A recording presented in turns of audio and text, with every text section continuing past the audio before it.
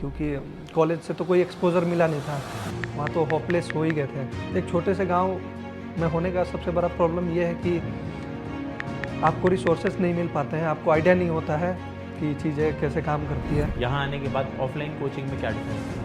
Teacher एक real world problem भी समझा सकते हैं। कि अगर कोई लर्नर्स यहाँ पे ना बहुत सारे देख रहे हैं स्टूडेंट, वो अगर यार एक कोर्स ज्वाइन करना चाहते हैं तो आप उनको पीडब्ल्यू स्किलशाला रिकमेंड करोगे? हाय एवरीवन, आप सभी का स्वागत है और आज मेरे साथ बैजू है। ये हमारे एक लर्नर है जो कि currently as a full stack developer placed है। अब इनकी जर्नी के बारे में समझेंगे। इन्होंने स्किलशाला से पढ़ाई की है, उस एक्सपीरियंस को भी यार यहाँ पे हम शेयर करने वाले हैं। जस्ट अभी ये बीटेक से भी निकले हैं, बाकी सारी इन्फॉर्मेशन तो यार यही आपको देंगे। तो एक बार इनसे इनकी जर्नी डिस्कस करते हैं ना। आप जो भी स्टूडेंट आप में से ऐसा है जो कि शायद एक अच्छे कॉलेज से ना हो, एक अच्छी जगह से ना हो, टियर 3 टियर 4 जगह से हो, टियर 3 टियर 4 कॉलेज से हो, एक्सपोजर आपके पास ज़्यादा नहीं है, तो क्या आप भी लाइफ में कुछ अचीव कर सकते हो, अच्छी जॉब ले सकते हो? तो द आंसर इज़ येस। आज उस चीज़ को समझते हैं हम। तो कैसे हो बैजू भाई? बढ़िया। कुछ अपने बारे में बताओ। सबसे पहले तो अपना एजुकेशनल बैकग्राउंड बताओ, पूरा बैकग्राउंड बताओ, कहाँ से आते हो? तो प्रॉपर मैं छपरा बिहार से हूँ और मैंने अपना कॉलेज भोपाल से किया था, BTech in computer science and engineering. Then मैं पीडब्ल्यू से कोर्स किया और मैं भी प्लेस्ड हूँ। तो अभी ग्रेजुएट हो गए हो या फिर बचा है अभी कॉलेज का टाइम? अभी 10 दिनों पहले मेरा लास्ट सेमेस्टर वाला एग्ज़ाम ख़त्म हुआ। अच्छा, तो उसके दौरान ही एक तो आपकी जॉब लग गई थी लास्ट ईयर में। हाँ हाँ। एंड लास्ट ईयर में ही आपने पीडब्ल्यू ज्वाइन किया था, पीडब्ल्यू स्किल्स, या फिर थर्ड ईयर के ऑलमोस्ट एंड में? Last year. लास्ट ईयर आपने ज्वाइन किया था, ठीक है। तो थोड़ा बहुत मैं आपसे एक्सपीरियंस पूछना चाहूँगा, बट पहले अपना बताओ यार 11-12 तक का आपका क्या सफ़र रहा है, क्या जर्नी रही है? मतलब बीटेक के स्टूडेंट हो तो क्या आईआईटी का क्रेज़ था या पता ही नहीं था उसके बारे में? नहीं, एक छोटे से गांव में होने का सबसे बड़ा प्रॉब्लम ये है कि आपको रिसोर्सेज नहीं मिल पाते हैं, आपको आइडिया नहीं होता है कि चीज़ें कैसे काम करती है। मुझे भी आइडिया नहीं था, रोड मैप नहीं था कि ऐसा भी कुछ करना है। बस जो मिलता गया उसको गेन करते गए। देन सीनियर ने सजेस्ट किया कि बीटेक कर लो। तब मुझे कोई आइडिया नहीं था कि जेई मेंस जैसा भी कोई एग्ज़ाम होता है। तो और मैं सोचा काफ़ी उसमें टाइम लगेगा। उन्होंने सजेस्ट किया कि एक अदर कॉलेजेस से भी तुम करके और एक्सपीरियंस गेन करके वहाँ जा सकते हो जहाँ की आईआईटियंस है। तो फिर मैं वहाँ कॉलेज अटेंड किया भोपाल में। देन कॉलेज से भी वही रिस्पांस मिला, कोई सपोर्ट नहीं प्लेसमेंट रिगार्डिंग। देन एक कज़न ने सब शेयर किया कि कोई इंस्टीट्यूट ज्वाइन कर ले और उन्होंने प्रेफर किया कि पीडब्ल्यू ज्वाइन कर ले। पीडब्ल्यू स्किल उस समय ऑफलाइन क्लासेस लॉन्च की थी। देन मैंने वहाँ से फुल स्टैक के बारे में सीखा। उसके पहले भी मैं काफ़ी चीज़ें किया था। कॉलेज के अंदर एक्सप्लोर कर रहे होंगे आप? हाँ। डीएसए सारी चीज़ें। हाँ। तो कॉलेज में मतलब क्या एक्सपीरियंस था पढ़ाई का वहाँ? मतलब ऑब्वियसली हमें पता ही है कॉलेज के प्रोफेसर जनरली कैसे होते हैं। तो वहाँ कॉलेज में भी फुल मस्ती चलती थी वहाँ पे, या कभी कभी थोड़ा पढ़ लेते थे? हैकाथॉन्स में पार्टिसिपेट किया था कभी आपने कॉलेज में? कॉलेज में से अदर कॉलेजेस में होते थे तो वहाँ हम लोगों ने पार्टिसिपेट किया था एमएल से रिलेटेड। तब मैं मशीन लर्निंग वगैरह को भी एक्सप्लोर कर रहा था। बट आपके कॉलेज में कुछ ऑर्गेनाइज नहीं हो रहा था? नहीं ऐसा। मतलब इट इज सेफ टू से कि टियर 3 कॉलेज था आपका? हाँ। तो उसके बाद मतलब कभी कभी ऐसा लगा कि जैसे आपने एडमिशन यहाँ पे ले लिया और फिर थोड़ा सा डिमोटिवेशन हो गया कि यार अब जॉब कैसे लगेगी ना, ये कोई कुछ प्रोवाइड कर रहे हैं, कोई पाथ नहीं बता रहे हैं हमें? हाँ, वही काफ़ी प्रॉब्लम होती थी, फ्यूचर को सोचकर टेंशन होती थी। क्योंकि आप फीस भी भरी जा रहे हो कॉलेज की, देखा जाए हाँ तो। हाँ हाँ। तभी सीनियर ने बताया, कज़न ने बताया कि एक क्लास ज्वाइन कर लो जहाँ इंडस्ट्री एक्सपोजर मिल जाए। फिर मैंने पीडब्ल्यू ज्वाइन किया। वहाँ से एक्सपोजर मिला कि रियल इंडस्ट्री में काम कैसे हो रहा है। तो वहाँ मैंने काफ़ी सारी टेक्नोलॉजीज सीखी है, लाइक रिएक्ट हो गया, बैकएंड टेक्नोलॉजीज हो गई। तो आप जब यहाँ से पढ़ रहे थे, आपने ऑफलाइन कोर्स ले रखा था स्किलशाला, तो वहाँ पे मतलब क्या ऐसा डिफरेंस है? जैसे कि फॉर एग्जांपल अब आप फुल स्टैक वेब डेव की बात कर रहे हो, रिएक्ट की बात कर रहे थे, तो ये सारी चीज़ें हमें यूट्यूब पे भी मिल जाती है, ठीक है। यूट्यूब पे भी बहुत लोगों ने पढ़ा रखी है, full stack dev, front end, back end, individually भी सब कुछ। क्या आपको ऐसा डिफरेंस लगा? क्योंकि आप प्रीटी श्योर थोड़ा बहुत तो आपने वहाँ से भी कभी ना कभी देखा होगा, पढ़ा होगा। यहाँ आने के बाद ऑफलाइन कोचिंग में क्या डिफरेंस मिला आपको? ऑफलाइन क्लासेस में टीचर एक रियल वर्ल्ड प्रॉब्लम भी समझा सकते हैं। कोई टॉपिक मुझे डायरेक्टली समझ नहीं आ रहा है तो उसको ब्रेक करके उसको डब्बे के फॉर्म में समझा सकते हैं, लेकिन ये ऑनलाइन क्लासेस में नहीं होता है कि एक डब्बा समझा दिया, एक डिव हो गया, बड़ा डब्बा हो गया, छोटा डब्बा हो गया। ये हेल्प वहाँ जैसे ऐसा भी रहता था कि ऑफलाइन के चक्कर में आपकी कंसिस्टेंसी मेंटेन रहती थी, मतलब आप रोज आओगे क्योंकि हाँ हाँ, ये तो सबसे बड़ा बेनिफिट था हाँ ऑफलाइन क्लासेस का। डिसिप्लिन पूरा मेंटेन था। हाँ और बाकी आपके दोस्तों के साथ भी वहाँ कुछ ना कुछ तो दोस्त यार बने होंगे हाँ हाँ कोचिंग में, तो वहाँ उनसे कुछ आपको बेनिफिट मिला या आपने उनको कुछ बेनिफिट दिया, कुछ नॉलेज शेयरिंग हुई आपके बीच में? हाँ, हम लोग डिस्कस किया करते थे प्रोजेक्ट्स के बारे में, और सर भी गाइड करते थे। आपके मेंटर ने आपका कितना साथ दिया? ऑब्वियसली काफ़ी साथ दिया, तभी मैं कुछ अचीव कर पाया, क्योंकि कॉलेज से तो कोई एक्सपोजर मिला नहीं था, वहाँ तो होपलेस हो ही गए थे। बस यहाँ है तो सपोर्ट मिला। और ऐसी एक्स्ट्रा क्या चीज़ें हैं जो कि आपको पर्टिकुलरली ऑफलाइन सेंटर के अंदर प्रोवाइड हुई जो आप मेंशन करना चाहोगे? TA support. क्या टीए सपोर्ट में क्या मिलता है आपको?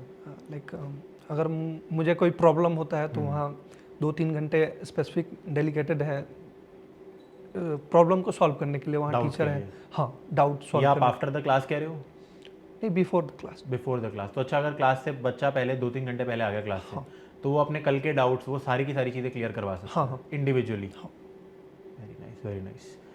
तो बैजू ये बताओ कि ऑफलाइन टीचिंग का या ऑफलाइन लर्निंग का ऐसा क्या अलग एक्सपीरियंस आपको मिला जिससे आपको बहुत फ़ायदा मिला इन टर्म्स ऑफ डायरेक्टली अगर मैं बोलूँ प्लेसमेंट लगने का? तो सबसे बड़ा एडवांटेज ये था कि हम ऑफलाइन क्लासेस में कंसिस्टेंट रहते हैं।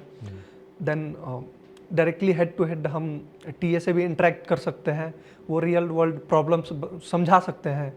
कोई टॉपिक मुझे डायरेक्टली समझ में नहीं आ रहा है तो कुछ अलग तरह का एग्जाम्पल दे सकते हैं। लाइक मुझे पोजिशनिंग समझ नहीं आई तो वो बता सकते हैं कि ये एक डब्बा बड़ा डब्बा हुआ, ये छोटा डब्बा हुआ, इसको हम लोग ऐसे अरेंज किए हैं। ये सारी चीज़ें ऑनलाइन क्लासेस में अवेलेबल नहीं होती है। उसके बाद फिर वहाँ काफ़ी सारे फ्रेंड्स बने, हम लोगों का सर्कल था, एक ग्रुप बना था जिसमें हम लोग डिस्कस किया करते थे प्रोजेक्ट्स टेक्नोलॉजीज़ के बारे में। देन वहाँ टीचर भी अवेलेबल होते थे, अगर हमें कोई प्रॉब्लम होती थी देन हम लोग वहाँ कर लिया करते थे, सर भी पोलाइटली आंसर कर दिया करते थे। तो ये बेनिफिट था। बैजू ये बताओ मुझे कि आपकी अभी प्लेसमेंट जो लगी हुई है, तो अभी आप ज्वाइनिंग होगी आपकी या ऑलरेडी आप काम कर रहे हो कंपनी में? मैं ऑलरेडी काम कर रहा हूँ। हाँ, कितना टाइम हो गया आपको? 3 मंथ्स का इंटर्नशिप था, देन उसके बाद फुल टाइम कर रहा हूँ। अच्छा, तो 3 महीने आपकी इंटर्नशिप, सबसे पहले आपकी इंटर्नशिप लगी थी और फिर वो पीपीओ कन्वर्जन हुआ था आपका वहाँ पे? तो ये बताओ यार, इंटर्न के लिए जब आपने अप्लाई किया था ऑफ कैंपस, तो वो पूरा प्रोसेस कैसे था और क्या उसमें भी आपके टीएज ने या फिर टीचर ने हेल्प की थी कोई? हाँ, सबसे पहले मैंने फिल किया था, मुझे उधर एचआर से रिस्पांस मिला कि इंटरव्यू शेड्यूल किया गया है। देन मैं अपने टीएल को नहीं, आपने फिल कैसे? आपने लिंक्डइन पे अप्लाई किया, कैसे किया था आपने? हाँ, लिंक्डइन पे ही अप्लाई किया था। वहाँ ईमेल था, मैंने ईमेल पिक करके ईमेल किया उनको, और देन मैंने टीए से बोला कि इस रोल के लिए तब वो रिएक्ट के लिए हायर कर रहे थे इंटर्न, तो मैंने उनसे डिस्कशन किया। देन सर ने प्रोवाइड किया था सीट मुझे कि ऐसे एक्सप्लोर कर लो इसको। देन मैं इंटरव्यू दिया, 2 इंटरव्यू हुए थे। फर्स्ट रिएक्ट ही था, देन उन्होंने मेरे से पूछा था कि इसके बाद अलावा भी कोई टेक्नोलॉजी पे काम, तो मैंने डेटा साइंस वगैरह पे काम किया था और एसक्यूएल भी सही था, तो मैंने सेकंड राउंड में मेरा एसक्यूएल हो गया। तो इसके बाद आपका इंटर्न लग गया एंड देन हाँ, फुल टाइम पीपीओ का। देन फिर फुल। और अभी करंटली रोल आपका फुल स्टैक वेब डेवलपर का है? Software developer. सॉफ्टवेयर डेवलपर का है, वेरी नाइस। अब इसके बाद कोई प्लान है स्विच करने का कभी बाद में टॉप टेक जाइंट्स में जाने का? हाँ बिल्कुल। तो आप इन्जॉय कर रहे हो अपने काम को या फिर थोड़ा सा बोरिंग लग रहा है कंपैरेटिवली? क्योंकि जैसे मैं जब डेव कभी भी करता हूँ तो मेरे को थोड़ा सा ऐसा लगता है कि एक टाइम के बाद मोनोटोनस हो जाता है। अभी तो स्टार्टिंग ही है, तो अभी तो एंजॉय ही कर रहे हैं। अभी मज़ा ही आ रहा है।